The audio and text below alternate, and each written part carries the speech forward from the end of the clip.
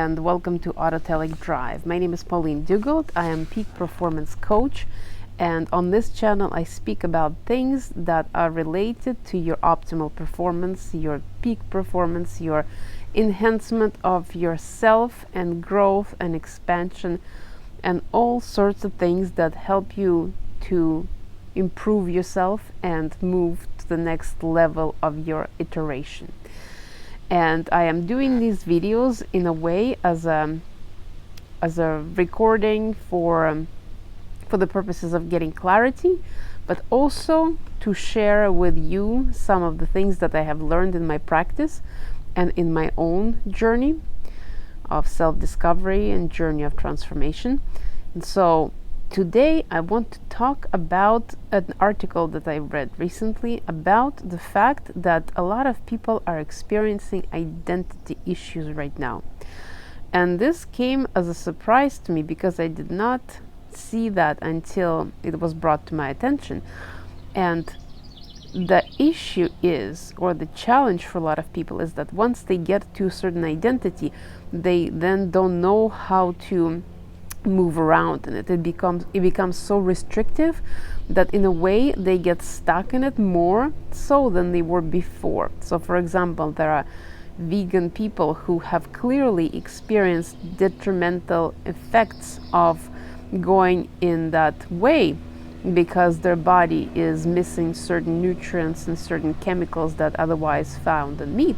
But because their identity says that they are now vegan or vegetarian or whatever, they don't have any space for where to go with that. And even though they may be experiencing negative effects of that, they are afraid to change themselves because what will other people think? Then there are also people who have become minimalists and are anxiety ridden about the stuff that they own. And whenever they buy something, they experience anxiety as well because it conflicts with their identity of being a minimalist. Not to mention that also feeling guilty for owning all the stuff that they do have. So you can see how the identity can be a gateway to transformation, to becoming a new person, but then it can become a new cell, a new restriction, because of limitations that the person might pose upon themselves because of the fear of what will other people say, what will they think. And another example, certain people who have left their corporate jobs in order to start conscious business, all of a sudden finding their business not thriving and not working, but they are terrified of pivoting because what will everybody else say? They are a certain type of person now. How will they look in the eyes of everybody else? Our identity can be a mechanism and a waypoint for us to experience expansion and grow into a bigger, more diverse individuals, or it can be presented as such a limiting mechanism when we rely so heavily on it, and especially when we consider what other people will think in relation to that identity. So you have to really look at what is identity in itself. It is a mechanism, it is a structure that has been created for the purposes of experience in this reality. And it is part of the ego. Identity is an artificial mechanism, just like the ego is an artificial structure that allows us to experience how we are in this life, in this reality, in this way that we're perceiving the consciousness. But when it becomes so rigid, then there is nowhere else to go. And so opinion of other people can be the biggest detriment in the progression and in the expansion of the human personality, because when you attach your worth and value to the opinion of other people and validation that you get from other people, then you're essentially restricting yourself because everything becomes dependent on what that opinion will be about you. And so you start to act in accordance of very limited parameters that you think are going to be okay with other people, which is a double-edged sword. You want to play with others, you want to collaborate and co-create and be sharing this reality with other people. But when you are so dependent on their opinion, you can't even express yourself authentically.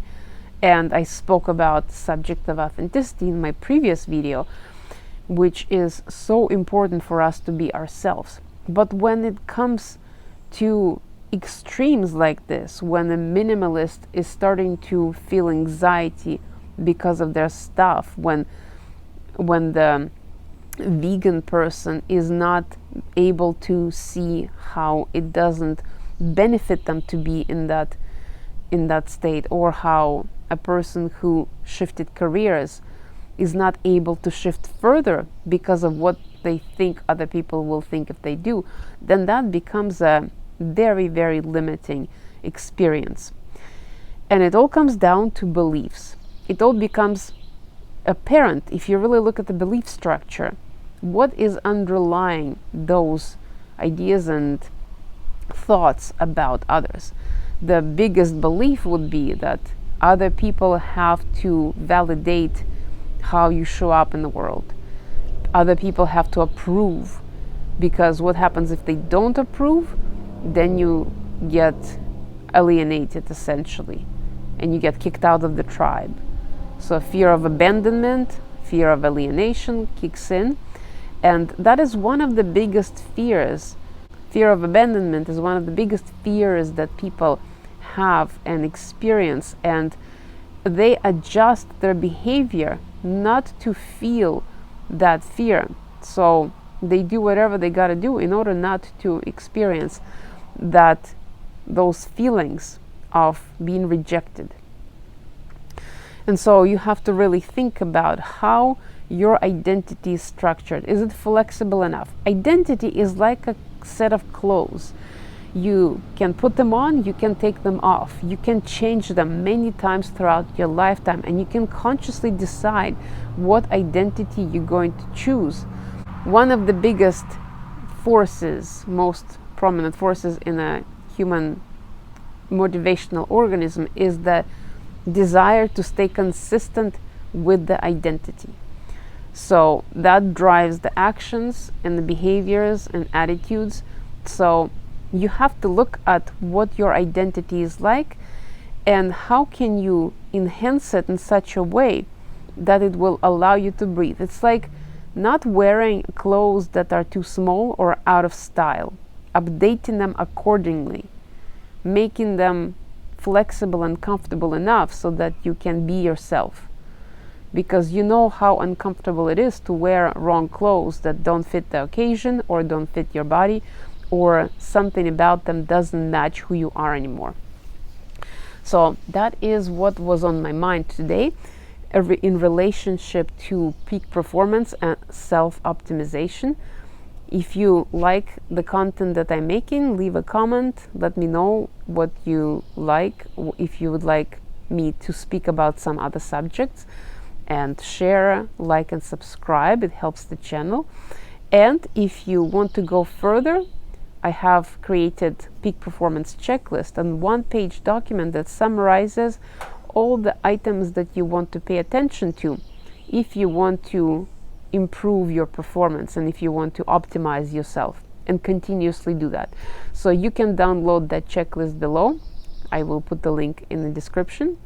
And thank you for watching, and I will see you next time. Bye.